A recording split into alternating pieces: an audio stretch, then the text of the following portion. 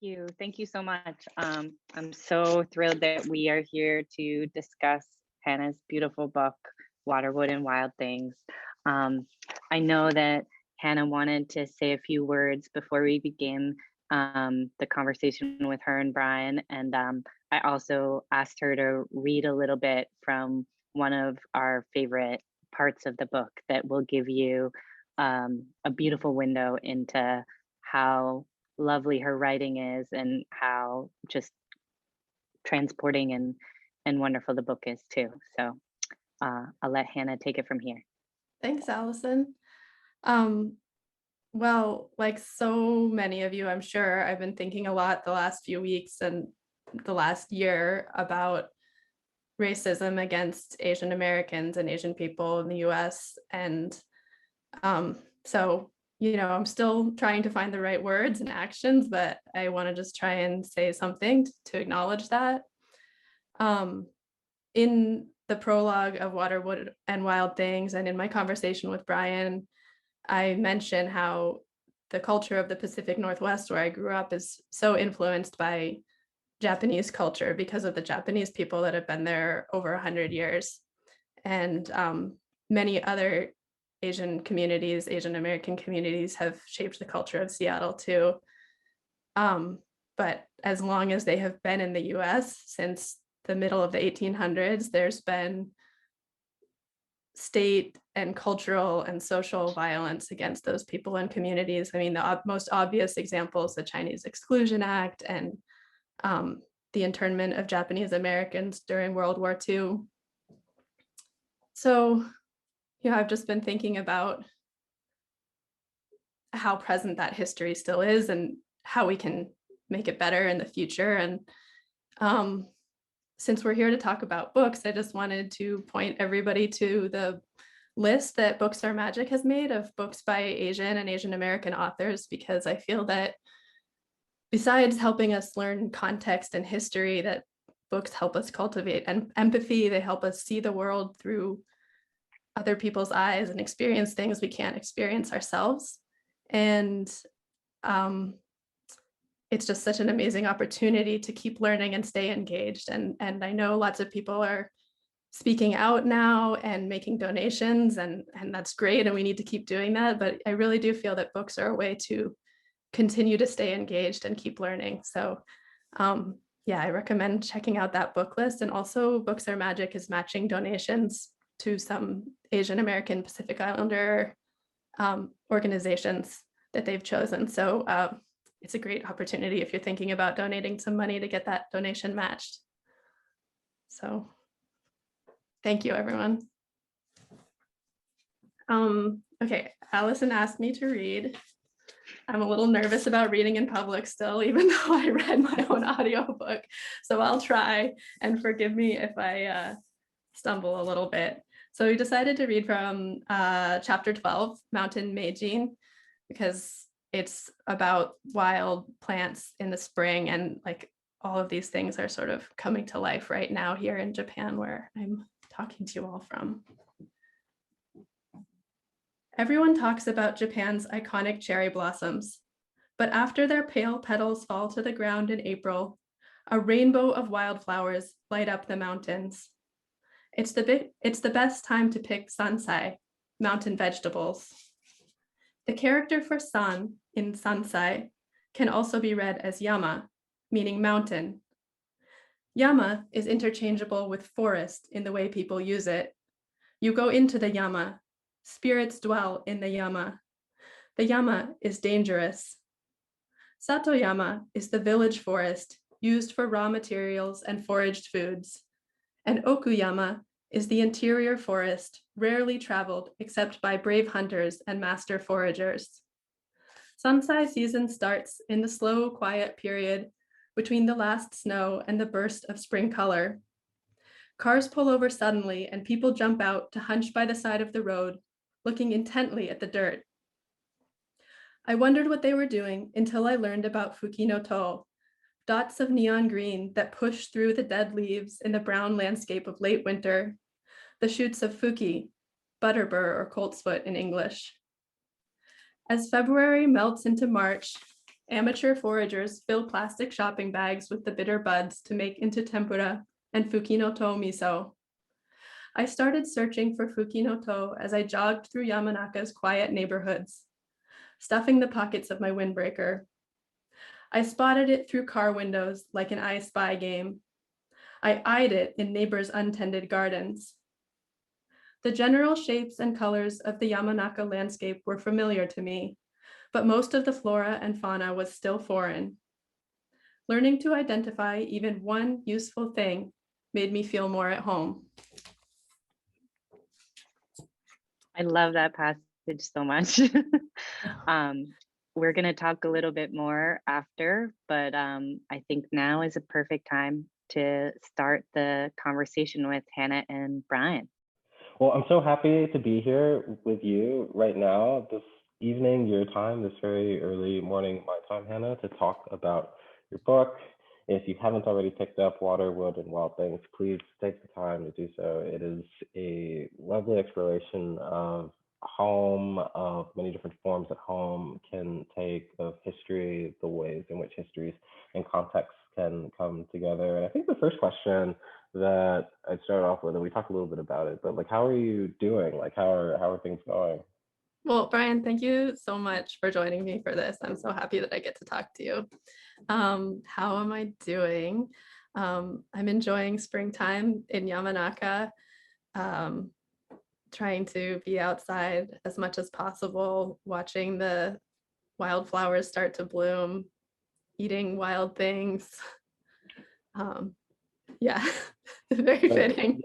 Yeah. I mean, I think that in some ways that kind of leads like the first question that I wanted to ask. I mean, I feel like a lot of our kinship, like the way it came together was like through food itself and like through matters of taste and the cultivation of taste. And I'm really curious always when I talk to folks who are working in mediums where food is a prominent part of their art and of their narrative. But how did your sense of taste come together, right? Like, did you ever feel when you were younger as if though you were cultivating a sense of taste? Does it feel like an active thing for you? And how did that play into the role that food ultimately holds in the book? Did you enter it knowing that it would have such a prominent place in not only the narrative itself, but your own specific narrative?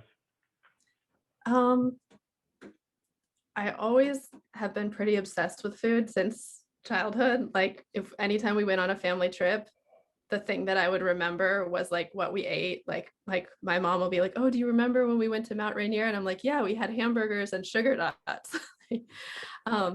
And I think part of the reason when I came to Yamanaka that I connected so much was that I grew up in a small town in the mountains, very much like Yamanaka, where my mom grew a lot of our food. Like she grew vegetables, and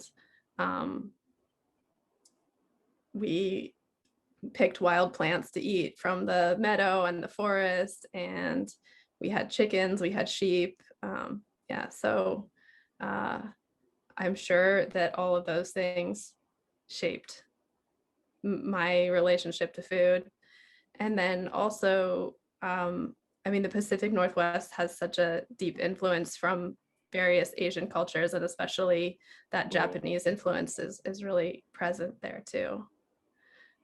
Yeah, I mean, I think that it's interesting because the sense of community that emanates from your book is so palpable that I have to wonder, like, how did you conceive of community prior to writing the book, perhaps in the midst of writing the book? And do you think that that sense of community and what community can be and the many different components of what that community can be has changed over the course of writing it and I suppose on the back end, having finished it? Do you mean like it in Yamanaka specifically, or I'm not Well, sure how to answer not that. not solely Yamanaka, but prior to arriving to Yamanaka, did you have Yeah. a sense of community and what it could look and feel like, and has that changed in your time in Japan? I mean, I think Yamanaka definitely has a very specific kind of community. And again, like relating to where I grew up, also a small town, there's this sort of like it's very socially conservative in some ways, but also very tolerant. Like when you live so closely with your neighbors, when you're in such a small community. I mean, there's a lot of very quirky people here too. And like in spite of this sort of intense social norms, there's also a lot of just like, oh, like that guy's weird, but we love him kind of thing, or like, oh, they're just doing their own thing. Um, but my first introduction to Yamanaka was working in the sake bar here, apprenticing in the sake bar. So that really sort of dropped me right into a community. And I got, immediately started to get to know neighbors. And that was what the book emerged from, was like meeting these craftsmen and farmers and hunters and wanting to find out what their work was all about. So yeah, I mean, all this sort of experiences in the book where I like followed along with their work. I worked with them, apprenticed with them, tagged along with them. It really started as research, but these all became pretty deep friendships along the way. So returning to Yamanaka, I do really feel like a sense of community and of being part of a community. Yeah. What was the experience like of writing those initial pieces? Was it something that felt very deliberate and conscious that like, okay, at some point I'm going to compile all of these experiences. This is a stratum of my experience that I think would be interesting and dynamic on the page. This is a place that, as far as the English language is concerned, hasn't gotten any visibility. Is that something that you were hyper conscious of in those initial drafts of the text and then those early writings? So the first couple of chapters, the first couple of experiences that became chapters came about organically, where when I was working in the bar, I met Takehito Nakashima, who's this amazing wood turner. I mean, one of the best in Yamanaka and therefore one of the best in the world. And he invited me to his studio to try out making a sake cup. And I really didn't think I'd be that interested in it, but I ended up just absolutely loving it and then coming back again and again. And he continued to teach me. So like that was one of the first chapters that I wrote. And then Mika Horie is this photographer and paper artist, and she was my Japanese tutor. So my Japanese was like, I'd studied Japanese in college, but I really couldn't speak it when I first came here. Now it's like kind of conversational, but not fluent. And so Mika was my Japanese tutor, but like very quickly it went from lessons to just hanging out because we're both around the same age and both artists. And so yeah, those sort of happened naturally. And then once I had the idea for the book, I really like deliberately set out to find the right people to profile, to sort of capture the culture, the important culture of the town. So, I mean, the title, Water, Wood, and Wild Things, is the names of 3 of the sections. The 4th section is cultivation. And those are really the things that define Yamanaka. So I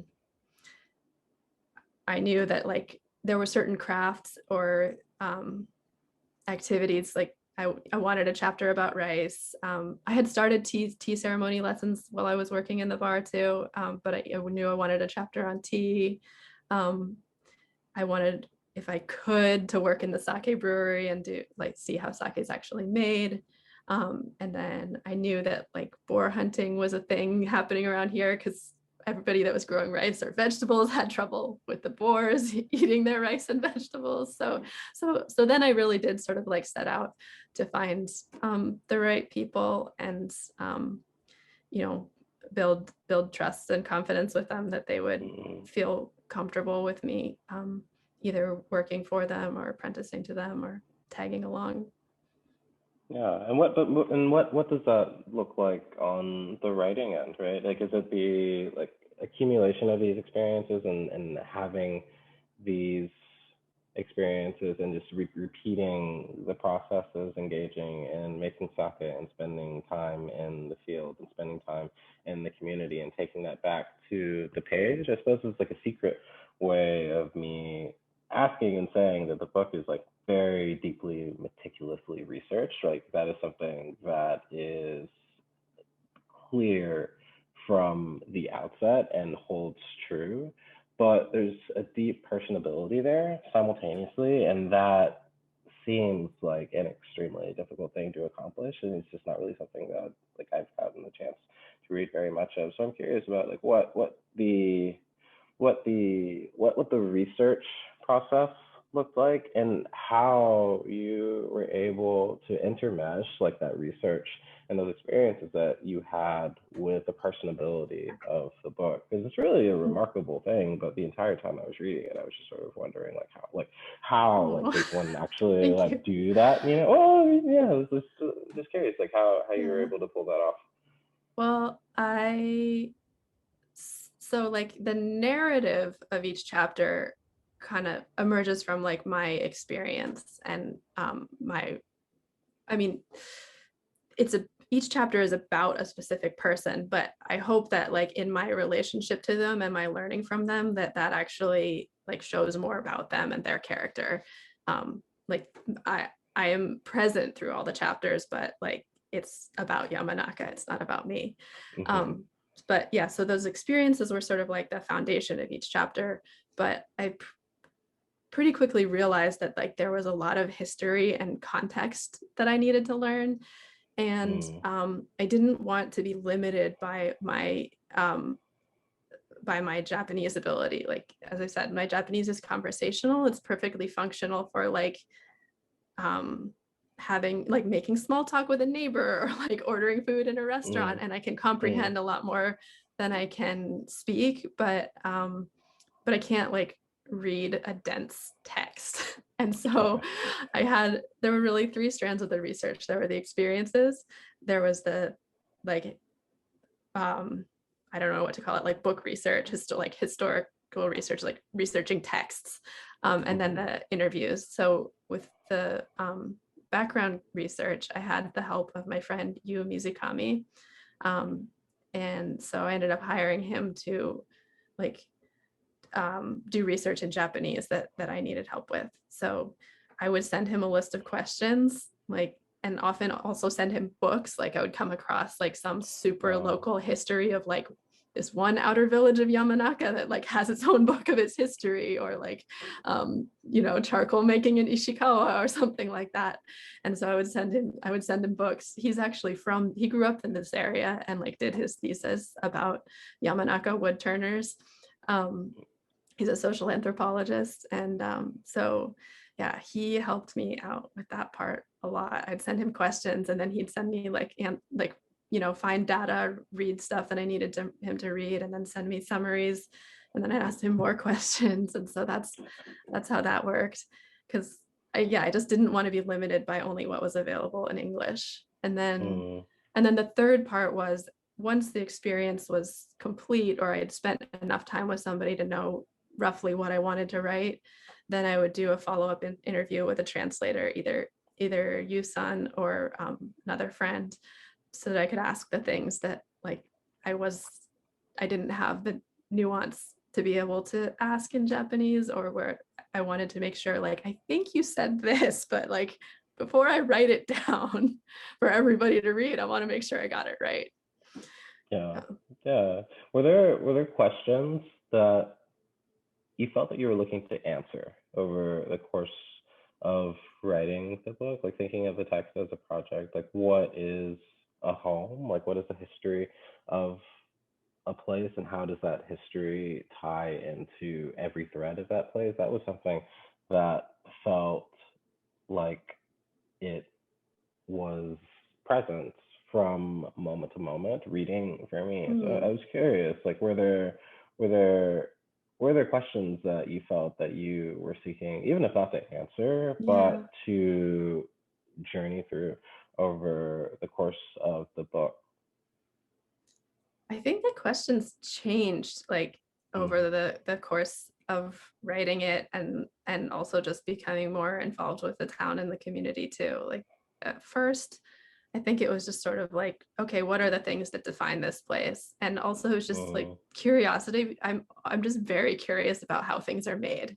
And so I thought, well, in following that curiosity and seeing how these things are made, like I'm sure other interesting things are going to be revealed too. And so it's sort of like, how do all these things add up to a culture and a community? But I think over time, the questions shifted like to being more about like, how do you find meaning in work, and like what does it look like for that to be a lifelong process of learning?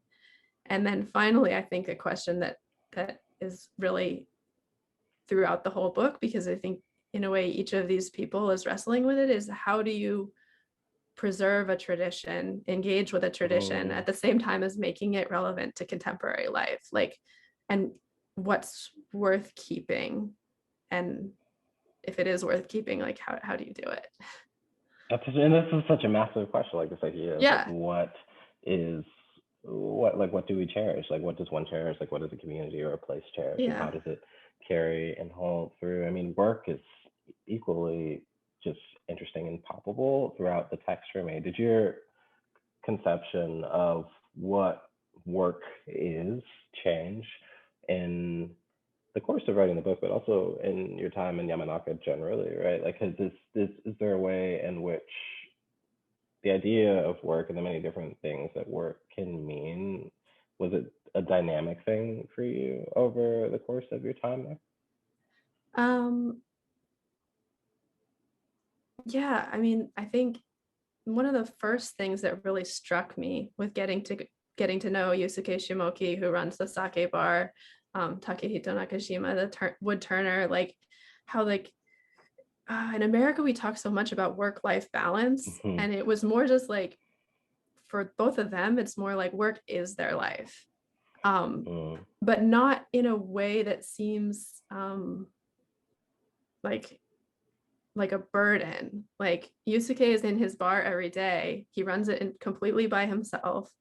And but his friends come there, like that's where he has that's his social life, that's his community, that's his passion and his interest. And same thing with Nakashima-san, like he's working all the time, but I don't know, it's this interesting thing where people seem to be like they're working just as hard as anybody I know in New York who's like obsessed with and very competitive about their work. That was my secret question. And yet they just seem more relaxed. Like there somehow seems to be time to like take 2 hours in the middle of the day to have lunch with somebody, or like show somebody around who's come from out of town. I mean, part of it may just be like, it's a small town, there's no commute, like you don't spend time on those sorts of things. So maybe you have more time for other things. I still don't really know the answer to like, how can you work so much, but also not seem frantic? Yeah, I mean, the emergence of the question felt like a way of, it's not answering it, a fault, like the presence of the question and the fact of the question being there, that leading to more questions felt like such a substantial jump on its own, though, for me, like as a reader, like forcing me to really consider like, okay, like what is the value of work in my own life? Like what role does it play? At what point does work no longer simply equate like productivity so much as just being a cumulative part of oneself? I mean, there were questions I was really circling around, like for the entirety of reading the book the first time, and certainly the second time.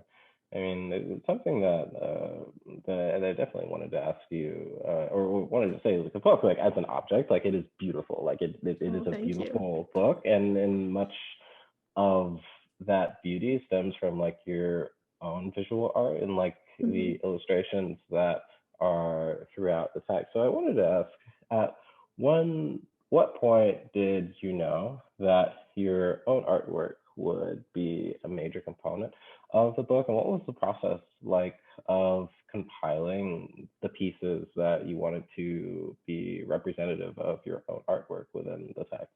Oh, I'm so glad you asked that, because I felt like the drawings, to me, it's like, I mean, it's not a graphic novel, but I was thinking of it in that way, where the illustrations are just as important as the text. And there's like a thing that happens with the pictures and the words where there's like a third meaning in between, Mm. that neither one could convey by itself.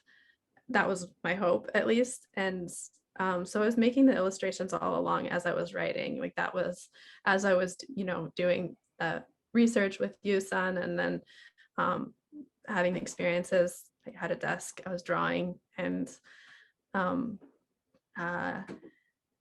yeah, so that was always part of it. But it was like when I first conceived of the idea of the book, I pitched it with illustrations as part of it, but I'd also thought like maybe there would be photos too, or something. Like I wasn't quite sure what shape it would take, and that was a really good call on my editor's part, on Allison's part, to just do illustrations.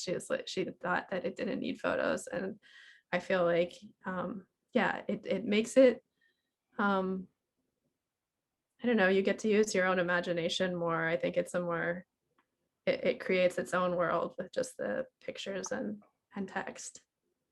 So, and then they can also sort of function to like describe something in detail that would be cumbersome to describe with words.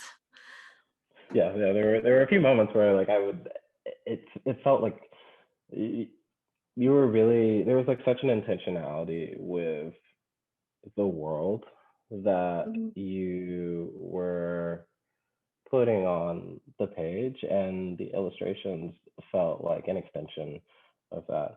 A question that I had, I think I just had like two questions that were really just circling around for me. Like one question that I did have was the matter of like voice over the course of the text, because it's a massive thing that you're doing, right? Because like most of your readers like aren't going to have any semblance of Yamanaka's specific culture, like the specific history of Yamanaka. And your voice, like literally, like the phrasing that you use, like how you deliver the info, like the rhythm in which you stagger these moments and these segments of history, like be their first exposure. So I was curious, like what was the process like of cultivating the voice that you would use over the course of the book? Was it something that felt deeply natural, or was it something that was a bit trickier and maybe took like a few times? I have no idea how I cultivated the voice. I think it's just my voice. I think it's just my voice. Like okay, I don't think I know another way to write. So yeah, I mean, there were definitely deliberate decisions around like how much to use Japanese words versus use an English approximation, or like it was like, I wanted to give as much detail about these various processes of how things are made or grown or hunted as possible, but like it's not have it be like a technical manual. Like like I wanted it to be a pleasure to read at the same time as like containing a lot of information. But yeah, the voice, I don't know. It's my voice, I think. I don't really know. Yeah, maybe what about answer. I mean, do you feel like you've cultivated your voice, or every aspect of writing is like hell to me, so everything feels it's it's like entirely too much work, and then I look back and I'm like, I don't know how I did that actually. So that's like your answer. Like it's fine essentially, but it was, I thought that you struck like a really brilliant balance. I mean, I always felt as if though I was learning. I always felt as if though I was on a journey. And it didn't feel at all, for me at least, as if though you were making concessions solely for the sake of immediate comprehensibility for an English speaking audience, which was, I thought, like a massive achievement in many ways. I think that, the last question that I wanted to end on, and maybe we'll circle around it, but this idea of like home is something that's always like Mhm. permeating like my own thoughts as far as narrative is concerned. And it seemed like an implicit question over the course of reading your book, right? Like the many different things that a home can be for folks and how those things can change, and simultaneously what within a home can stay the same or must stay the same, like what a community rallies around, or like how a community decides like how they identify and what they identify with, and how that becomes just like their home, right? So I was really curious about how and if your sense of what home is and can be changed, if it did change over the course of your time in Yamanaka, but also over the course of your time writing the book. Yeah, I think, well, from the first time I came to Yamanaka, just the landscape made me feel very at home. Like it looks so much like where I grew up, like the moss and ferns and evergreens. And I mean, I talked about this a little bit at the beginning of our chat, like um just how similar the landscape is. But um I mean, I didn't want it to be a book about like white lady goes abroad to find herself and like finds finds the answers in the east, like but I am present in the book, and definitely the more time I spent in Yamanaka, the more it felt like coming home, like not so much to a place as to like a version of myself that I had maybe sort of like pushed aside or forgotten. That farm girl like running around in the woods, and yeah. So and then yeah, that's interesting what you're saying about like how a community defines itself, and uh like what this place is, because it feels like in a way that I like Yamanaka definitely has a strong sense of identity, and like Yamanaka people have a strong sense of like the things that make Yamanaka what it is. Like the onsen, the hot spring, is so much at the center of its culture and its history, and like all the other crafts that have grown up around it. and and I mean, the onsen is like the social infrastructure of the town. It is Mhm. where people catch up and chat and gossip, and it's like um it's physically the heart of the town. If there's like the festival like begins in front of the onsen. So yeah, I don't know if I Right. answered your question, but No, you did. I mean, and it's a but it's a like tricky but like you, I question. mean, I think that it's, you also found a sense of connecting to like a very specific place in Japan too, right? Yeah, With Osaka. yeah. Seeing semblances of Houston and Osaka was like really paradigm shifting for me. Right? I mean, another place that has such a strong sense of identity, right? And the humor of its locals and the Mm, food rhythms of its local, and the source of pride that yeah. the city is for its locals. Like seeing that mirrored in Houston as well was really important for me. So I mean, I see exactly where you're coming from as far as like seeing the Pacific Northwest and seeing Yamanaka and seeing the ways in which, even though these are two very different contexts and many different respects, seeing the threads that cross between them. Yeah. Yeah, I mean, like the question of home is always really tricky, but I feel like even in my own questioning, reading your book made me interrogate mine Mm, more, which I think is more than anyone can ask for in a text, like in a narrative. And like you've shared it with us. I mean, and that's like a pretty massive thing. I mean, I suppose like the final I lied. I suppose like the final thing that I wanted to like ask you is what questions are you still left with, right? I mean, you've written your first book, and I'm curious about what narratives you'd like to follow, what narratives you'd like to explore now. Oh, that's a tough question. I know, right? I hate it. It's mean. Okay. Asking me the question that you hate. Well, I mean, I think it's very evident in like almost every chapter. I get very excited about whatever I'm learning, and I'm like, oh my God, I'm just gonna give up everything and like become a wood turner, or like, oh no, actually, like Wagatapon, carving the wooden trays, like that's what I want to do. Then working in the sake brewery, just like everything. So, and now that I'm back in Yamanaka, like the geigi, which is the word they prefer rather than geisha, they're like, oh, are you gonna come to dance classes this spring? And like my tea teacher, like I've been going to my tea lessons, and sort of now that I don't have to do all these things as research for my book, like what does my life look like here?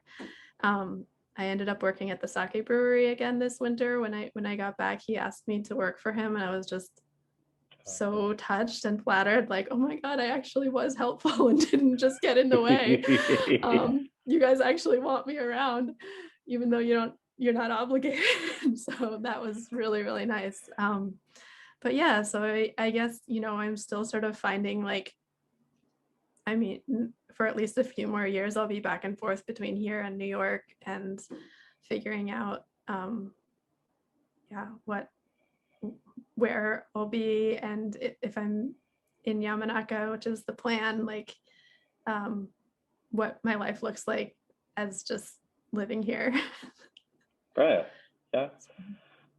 Thank you so much for writing this book, for sharing it with us. If you haven't read Waterwood and Wild Things, please do.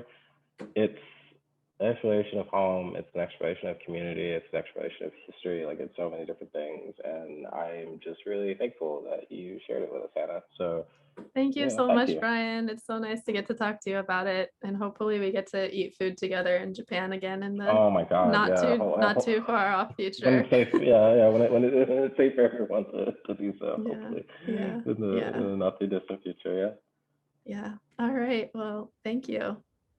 Thanks so much, Hannah. Oh my gosh, Bryan is so lovely. I don't know. I'm gushing. I was like, I love that. That was so fun to watch. And I wrote down all these other questions, but there's also questions in the chat box. But one of them kind of overlaps.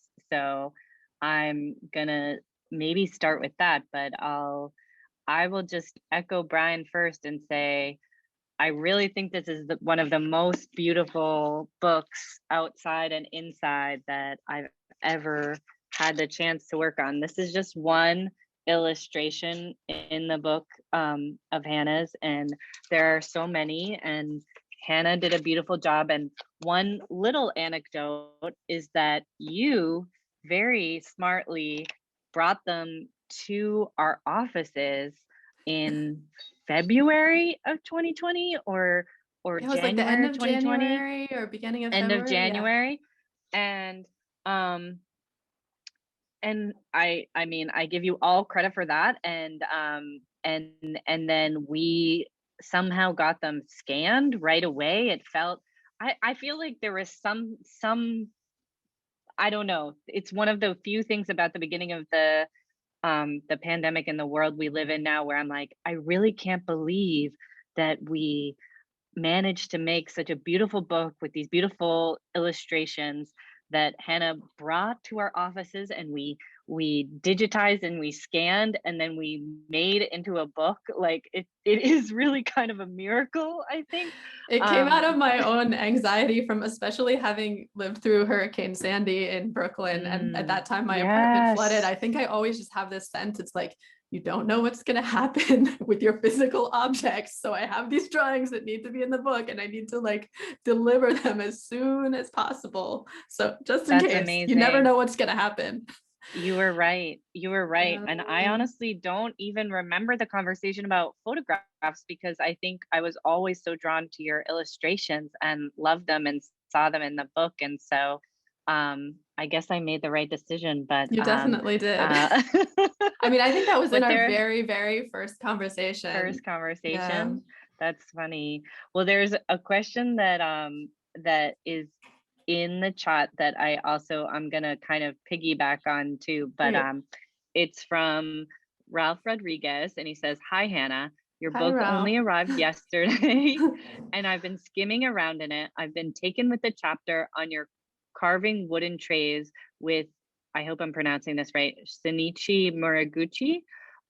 Could you say a little bit more about your apprenticeship with him and what you learned?" And you and I had talked just a little bit about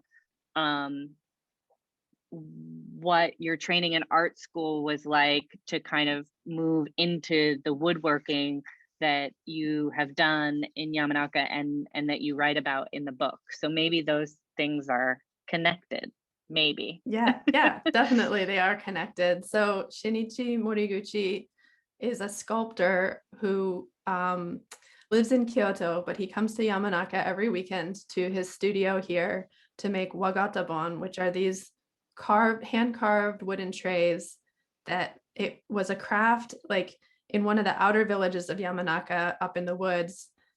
The two industries were charcoal making and making wooden shingles for the town, which at about 100 years ago, the whole town burned down and they decided to go with tile roofs from then on, less flammable. But you know, as those industries, older industries disappeared, so the wagatabon, they would, sorry, there's just so many details. I'm like, what do I even include? But you guys will read more about it in the chapter. But basically, like they would make the shingles, and then in the winter when you couldn't work outside, like sitting inside your house, you could carve these wooden trays with, some people say it was the scraps from shingle making, some people say it was the best pieces they saved for the trays. But as things sort of modernized and industrialized, and that village actually was flooded when they built a dam, so everybody moved out of the village and moved into more central Yamanaka, the craft was pretty much lost until Moriguchi-san heard about it and showed up, and like he found all these photos and he found all these like he searched really hard to find these old trays and teach himself this craft and revive it, and now he's working to teach other people and spread it and keep it alive.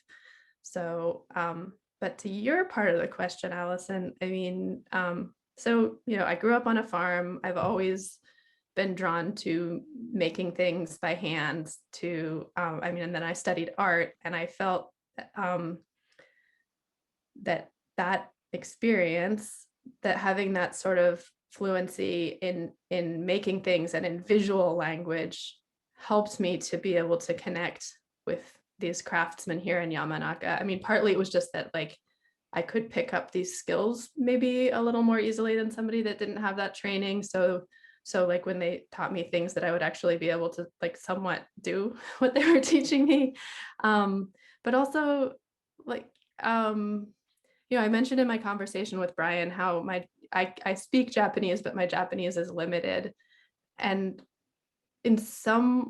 usually that is not an advantage, but in some ways with the craftsmen, it really made me see how much that kind of communication and learning is actually nonverbal, that it was more important to be able to watch what they were doing and then imitate that, or to pay attention to the materials and like learn directly from the materials, as opposed to what somebody was just telling me.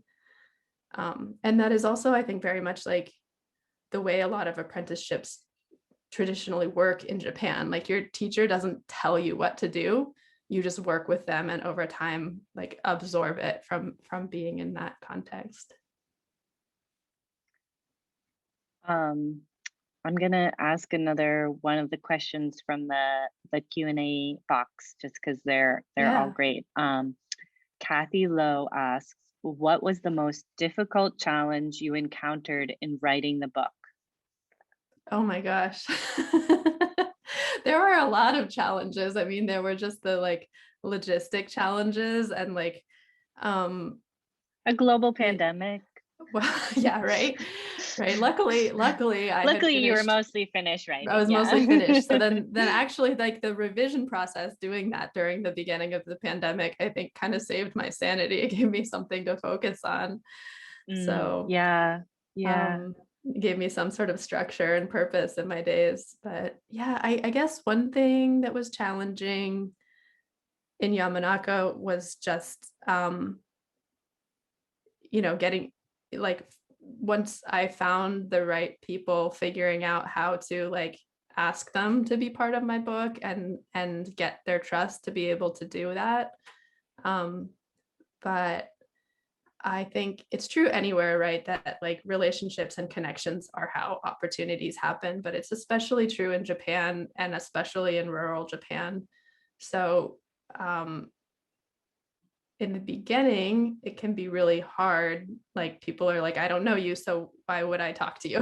But then once you are part of a community in some way, or like once one or two people are willing to vouch for you, suddenly all these doors open because that's like all that's needed.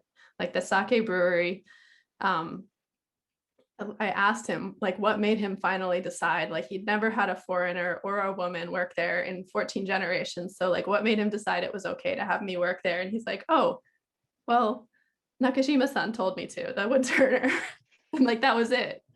So yeah, but really the hardest part was writing. I mean, writing it's excruciating.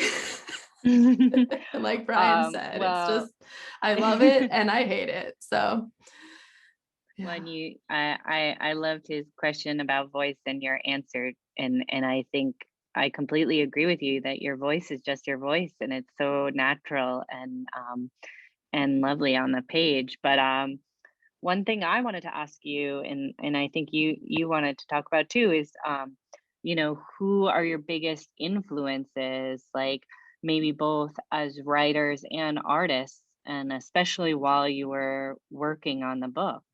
Yeah. Well, one of the reasons I was so excited to talk to Bryan for this today was that um, actually, while I was writing, sometimes I felt like the books that were the most helpful for figuring out how I wanted to write mine were fiction. And, Water, Wood, and Wild Things is like, it's one narrative, but it's also all these individual chapters that almost are like their own separate essays. And so, like, how to stitch those all together into something cohesive was something I really spent a lot of time thinking about. And Bryan Washington's short story collection, Lot, was actually one of the books that really helped me. I read that while I was writing and something just clicked. I mean, and it seems like it's such a different kind of book, but there was just something about the way that those short stories spoke to each other that really made something click for me. And And then there's such a sense of place in that book too, like your book. yeah, I mean, he's yeah, writing it's all about true. Houston, Texas, right? And I feel like your book is set in a little mountain village, and takes you all over into people's homes and businesses and communities. I mean, Bryan talked so beautifully about community and the way you capture Yeah. that in the book. And I was sort of hoping you might be able to talk just a little bit about what it's been like to return to Yamanaka. I think you went back in September of Yeah. 2020. And I've seen some of your writing about Yamanaka during the pandemic, but maybe you could tell people here now, like what it was like to return and what things are like there, and maybe tell them about the bears too. Oh yeah, that's a good one. Okay, so I had left Yamanaka at the end of 2019, right before I turned my manuscript into you, Allison. And thinking that I would come back here in a few months. So we all know how that story goes. I was back in New York, and Japan closed its borders, and that became impossible. So like Japan closed its borders even to residents. So then once they opened things back up a little bit in August, I booked a ticket right away. I came back here in September to my apartment that had sat empty for 10 months. And the biggest culture shock this time was how normal things feel in Yamanaka. Like New York was just so intense in the spring and summer. And now it almost seems funny to remember like how we were all wiping down our groceries, but it was just like, we were all so desperate for some sort of sense of like control or safety, or like being able to do something. But that Yamanaka, like, everybody's wearing masks, and like large events have been canceled, but otherwise, basically, like life feels very normal. And there have been 0 cases of COVID-19 here still, 0 known cases in Yamanaka still. But when I got here back here in the fall, I realized like I was actually probably more likely to encounter a bear than a case of COVID-19. There had been an acorn shortage this year, and so the bears were like coming into towns looking for food. So like every night there was an announcement on the loudspeaker through the town, like asking people to pick up the persimmons and chestnuts in their yards to not attract bears. And like everybody was wearing bear bells everywhere they went. You just hear like the little jingling of people walking down the street. So That's amazing. I it's think obvious that gives some perspective on the whole world and what everyone is kind of thinking through. And what were you going to say though? It's obvious it's still been economically difficult for people. So much of Yamanaka's industries are either about tourism or peripheral to tourism. And even though that's most of the travelers that come here are domestic, still like, it's just been a huge economic hit. So people are very stoic about it, but the town is definitely struggling. There's another question in here from Hiroshi who asks about, and he was kind of referencing back to your conversation with Bryan, which this is interesting, about the work-life balance. Don't you think Yamanaka's townspeople are mostly owner-operator type of workers with more free time compared to city workers who are often employees? Yeah, no, that's a really good point. Hi Hiroshi, that's my husband. He's been to Yamanaka and spent quite a bit of time here. And yeah, that's a big part of it too. So like, I think the image a lot of people have of Japan is like the salary man, like wearing a suit, going to the office every day. And Yamanaka, most people are either small business owners, artisans, or hospitality workers. But yeah, I think that that having that kind of dedication to your work around the clock is much easier and much more meaningful if it is your own work that you're in control of. And yes, and then on the other hand too, like you have more freedom with your time. You can say like, okay, I'm gonna take the day off to, be present for a friend, and then work all night tomorrow. So yeah, that's definitely a part of it too. And I think that's like important to acknowledge, like that these things, this way of working is not available to everyone or like appropriate to every kind of work. Yeah, that's really interesting. I think we have time for one last question, and so okay. I may steal it myself. And we talked a little. I felt like we should address water, wood, and wild things, and I think you and Bryan addressed water a little bit, and we talked about the woodworking. And so, with wild things, my question to you is, from I think what is my favorite chapter in the book, Samurai and the Duck Pond. How do you hunt a duck in Yamanaka? Can you just briefly describe to everyone what that is like? Sure. So that's the one chapter where I cheated a little bit, and it's not actually in Yamanaka. It's technically Daishoji, present day Daishoji, like out towards the coast. So, but I followed a Yamanaka man there who does this hunting. And at one point, this was all part of the same domain. But yeah, it was just too cool not to include it. So yeah, Sakami hunting is this way of hunting ducks that originated from sort of like a samurai skills practice. The story is that this samurai was coming back from fishing at the beach, and as he was walking up over the dunes, like a flock of ducks flew over, and he threw his fishing net up into the air and caught a duck, and then sort of created this sport from that. And there are about 25 guys still practicing it today, and it is a very inefficient and very beautiful way of hunting. I mean, I acknowledge my own ambivalence about meat eating in the book, but yeah, if you are going to hunt, this is certainly a very quiet and not gruesome way of hunting and killing an animal. They have these like Y-shaped nets. Sorry, I can't describe this quickly. I'm trying to. They have these like Y-shaped nets with like these bamboo arms and a wooden post, and as the ducks fly off the pond in the evening, once it's like almost dark, they'll thrust the net into the air, and the duck flies into the net, doesn't see it coming up from below, flies into the net, hits the ground, and then they just tie a string around its neck. So the duck is like stunned from the fall and doesn't know what happened. So or we assume.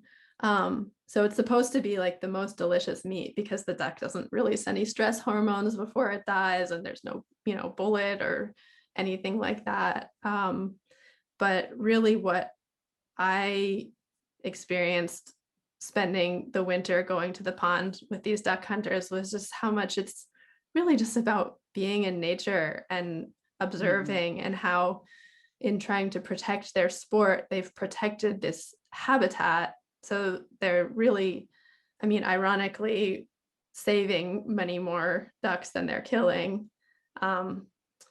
So yeah, it was really interesting learning about like how that's related to conservation and just sort of being connected to a place. And I think that's kind of a beautiful thought to end on, that the idea of duck hunting actually saves more ducks than it might hunt.